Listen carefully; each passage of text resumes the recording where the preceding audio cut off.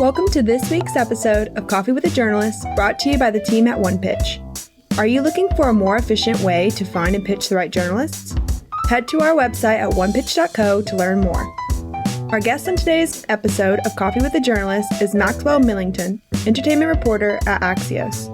During the episode, Max explains his role at Axios, how he prioritizes emails based on their importance in streaming, entertainment, and sports, and his tips for PR pros to best determine what news to pitch and what sources to provide.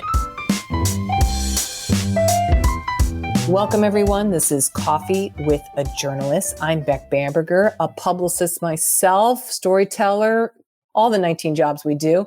Anyway, we're here because we love to understand how to better work with reporters, journalists, editors, freelancers, all the people that make the media world go round, because we have to as publicists. So that's the point of this show, to better understand how to make great journalism happen via working with our great journalist people. Today with us, quite exciting if you're into the entertainment beat. Not an area I know too well, Max, but you'll inform me, is Max Millington. He's the entertainment reporter over at Axios. We are so happy to have you here, Max. Howdy. Hey, Beck, how are you? Happy to be here. We are so good. You said you had a smooth day today, so I'm taking that as a win. Yeah, let's do it. Let's do it. Yes, perfect. Okay, Max, to kick us off, I do like to ask this of every person. How would you describe the coverage for Axios? It has evolved over time. Tell us. Yeah, absolutely. I mean, our job as Axios reporters is primarily to get readers smarter, faster, which is, I'm sure a term that you've heard if you've read Axios, smart brevity. So, oh, yes. Our whole thing is just about getting readers the information as efficiently and as clean as possible. But Axios coverage is spread far and wide between local news, and we like to say hyper-local, tech, business, politics, and obviously entertainment and sports as well. So we're all over the place. It's quite a wide range. Yes, multiple sections. And as we were just talking about this, Max, entertainment, but you also do a lot of sports. So it kind of depends on the day. It depends on the things. Although both are, I would say, intersect to some degree more and more these days. Yeah. Such as what we saw with the Olympics, right? Yes, the Olympics. And my first thought when you said that was like the Super Bowl. Everyone was talking about Travis Kelce and Taylor Swift. Oh, yes. And that was the ultimate intersection of entertainment and sports. Yeah. Yes, it was. What an exciting world we live in with all that. It's sports now is the entertainment. Anyway, that's a whole other podcast, I'm sure. How is your inbox, Max? My inbox it fluctuates. Today wasn't a terrible day. I feel like there's some occasions where it gets pretty crazy, but happy to report that it's not too bad as of right now. No, that's good. Do you have a way in which you manage that to make it not so crazy? So I check my emails throughout the day, pretty much try to get my unread emails to the single digits. It's not always zero, but single digits. Ooh, that's good. That's good.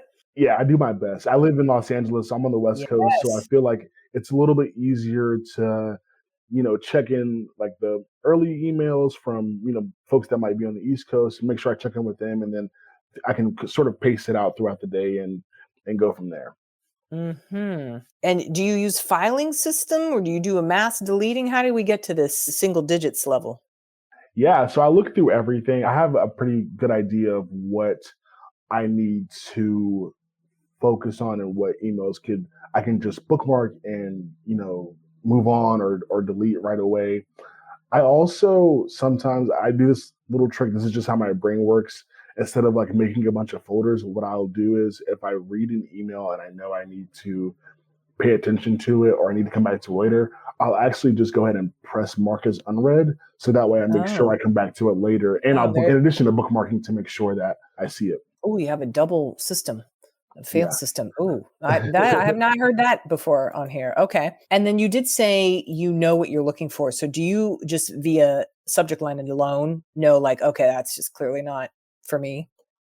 Yeah, I kind of know what to prioritize. So for my role, a lot of the things that I do involve TV and movies on streaming, and then, of course, sports. So just taking the streaming example, if I get an release from a Netflix or a Peacock or Hulu in there, Mm-hmm. letting me know about a new show that's coming out, I know to sort of like prioritize that in my inbox and make sure, is it like a show that everyone's talking about that I need to let local reporters know about right away, or I need to write something about right away, or is it just like something I can come back to and write about later?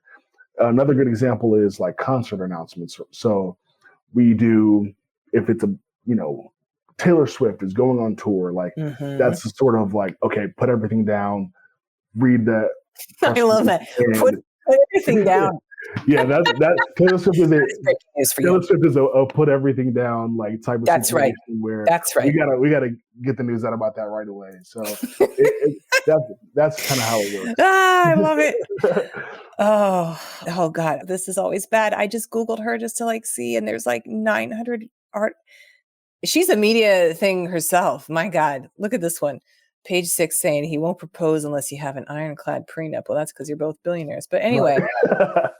Oh my gosh. So, okay. Now, this is not common for a lot of people we have here on this show, but for you, where like you got to watch a show, you got to watch a movie, you need to watch a game. How do you manage the volume of that content you must consume? So the great thing about working at Axios is that I don't have to worry about writing anything that's too much like in the weeds and in That's detail true. and a lot That's of not the content. style of Axios. Yeah. Mm-hmm. So a lot of times for the streaming guide, for example, there's a couple of, I do 2 or 3, shows that sort of are the standouts. And then the rest of them I can sort of write about based on the description given to me by the press team or the press notes or whatever.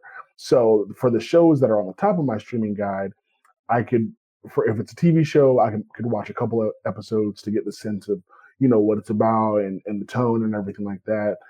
Or if it's a movie, movies, you can watch in, a couple hours and then write about it. So thankfully, I don't have to watch everything. I don't have to watch all of a certain show to be able to write about it. It's, a little enough to sort of get the gist of it, and I can put something on paper. Okay, good. Maybe it's beneficial then that the outlet itself, Axios, is shorter. So in depth, you're not writing a 4,000 film review saga. Exactly. So that is helpful. Okay. How can publicists make your life easier, Max?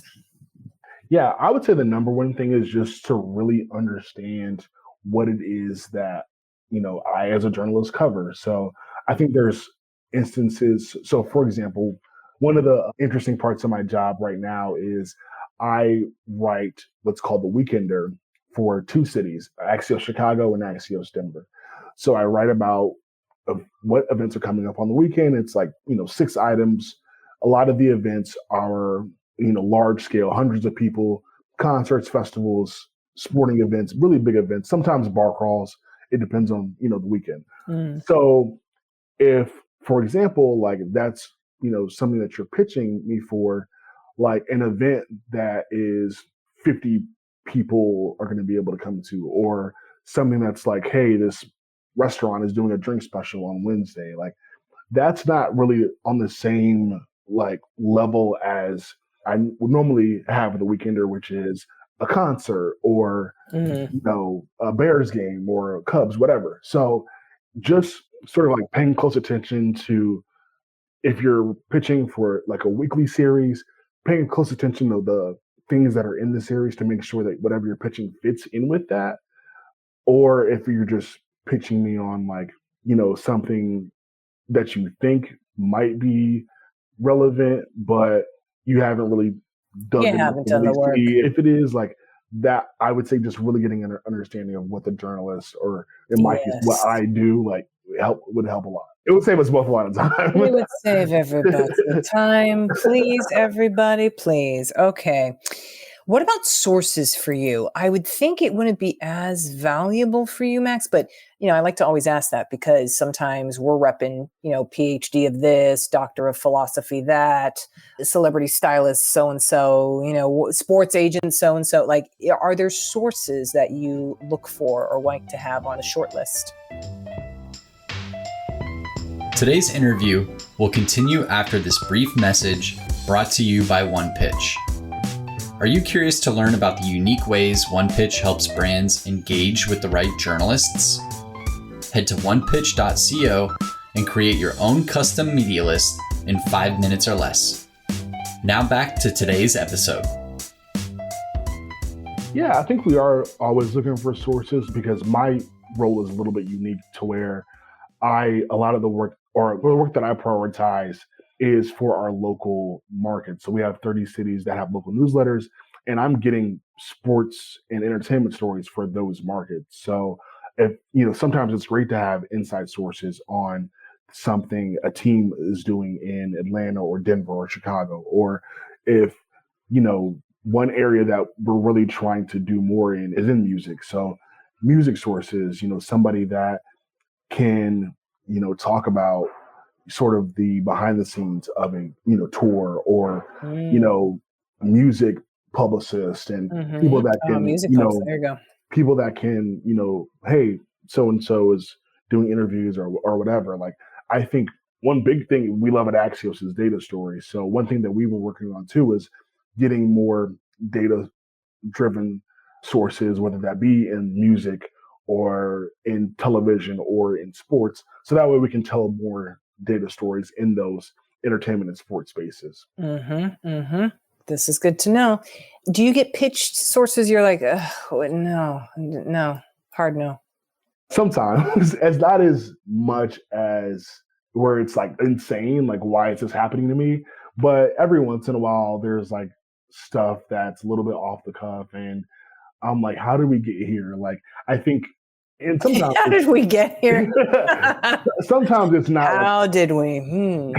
Sometimes it's not completely their fault. Like sometimes though, they like a publicist might reference an article I did, like a one-off. Like for example, one time I collaborated with Axios Twin Cities about a video game coming out that was featuring an athlete that's, a big star in that market. So for that one occasion, I wrote about the game, but that kind of goes back to what I was saying earlier, really kind of knowing what I cover, because that one situation doesn't mean like, okay, now pitch me a bunch of like video game stories. Cause like, that's not really what I cover. That was just, a unique situation. So those are the times where sometimes I get kind of like things that I'm like, oh no, this isn't in my coverage area at all. But like I said, thankfully those occasions are not often. That's very good. Do you have any pitch examples, Max, that you have handy that you're like, yes, I love this pitch? Yeah. So one cool part of my job is that a lot of times, especially, being in Los Angeles, like I'll get invited to, certain events and, they'll be in the entertainment and sports realm. So one great pitch that I got recently was about Olivia Rodrigo's pop-up here in LA. So it was very to the point in the subject line, like awesome. Like Olivia Rodrigo guts pop-up at so-and-so in LA. It told me what it was, where it was, and it even had the dates in the subject line. Like perfect. I read the email, of course, but like if I didn't read anything else, I would have known like what exactly was happening, and it was really clear and easy to respond to. So those are always great. Or a lot of times I'll get interview op with so-and-so. Okay, great. Like I can read that in the subject line. It's very clear right away. I know, okay, I need to learn more about, what the situation is and what the interviews, they're trying to get across. So those are two really good examples that I recently got. I like that. You mentioned you're in LA. Great. Tinseltown. Do you like, Max, to meet for a coffee, a cocktail, anything? Is there any in-person relationship building that you seek to look at? Yeah, I love in-person meetings. Me too. Yeah, I love it. I'm an in-person guy. I will say that LA is, people don't like to drive too much because the traffic is terrible. No, it's horrible. Yeah. It's a very big place. So I will say, like, just be flexible in terms of like what parts of town we meet, but I'm always happy to meet in person. Okay, this is good to know. What's your preference though? You like a coffee, a lunch? What do you like? A walk? I don't know. Yeah, I would say like coffee is great. Happy hour, I'm always, game for. Lunches are great too. Kill two birds with one stone. So all the above. I'm down for whatever. Okay, flexible, Max. We like it. Do you want to get a little bit into, before we go to our like quick fire questions, into the story approval process? Because for many publicists, perhaps, even at the editor level, it's a bit murky. It's like, well, how does a pitch, get the okay to then become the story? And we all have a boss somewhere. Someone has to say, yes, this is a go. No, don't do that, or whatnot. So is there a way in which you pitch the stories you wish to do, or how does that look? Yes. So for a lot of things, thankfully I work in a really great team. A lot of things, I'm at the point now where my editor sort of trusts me to, do a lot of things. So I don't have to get everything I write about approved. But for a pitch to get approved, to go back to that point, a lot of times for me specifically, I look for stories that touch as many of our local markets as possible. Because at the end of the day, like I said earlier, that's my job, is to provide entertainment and sports stories for our 30 local markets. So if there's something that, touches even 3 out of the 30, that's a good place to be able to, okay, I can go ahead and write about this. And, depending on what it is, if it's really right in the middle of my coverage area, that's something I can just write and no approval really needed. But if it's something that's a little bit more obscure, a little bit outside, so like, for example, the video games thing, like, if it's like something like that, it's like, okay, I might have to check with my editor to see if, this is okay. But really at the core for myself, it all goes back to a story that's relevant in, as many of our 30 cities as possible. Okay. Noted on that front. Shall we get into the quick fire portion? I'd love to. Max, let's do it. Okay. First off, video or phone interview? Video. Now, we're hearing interesting answers for this one. So what makes you say video? Just being able to have the conversation like face to face is great. In this virtual world, I think, seeing a face is always, I like it. It feels better. Okay. I mean, I agree too with that. Bullet points or paragraphs in a pitch? Bullet points. I haven't got many of those. Jeez, I get a lot of paragraphs. Yeah, so throw the bullets at me, please. So I assume short versus long pitches. Yes, short pitches. Please. Okay. How about images attached or a Dropbox zip file? That is a great question. I think Dropbox for me, just because depending on what it is, like it's easier just to share a link with the Dropbox with other reporters, or I can just, go and look. But yeah, Dropbox links are cool. We like a Dropbox. Okay. Then email or a DM of any kind for a pitch? Email, just because it's really easy. So it's nice. it's right there in my work stuff. So DMs are fine, but email, just okay. Easy. Okay. We like it. Direct or creative subject lines. We talked a little bit about this. Yeah, direct. It. Done. Okay. How about follow-ups? Multiple or? So this is a good question. One follow-up is usually enough. I will say that just depending on the time out of like whatever the news is, and if I'm not responding, then I don't mind multiple follow-ups, but usually I can get back after one. Okay. This is good. Press release or media kit? Oh man, what a great question. I think I'm more likely to look through a media kit, and the media kit's great because it's a one-stop shop, right? Like you've got a lot of times press releases in it with photos and all the stuff I need. So I love a media kit.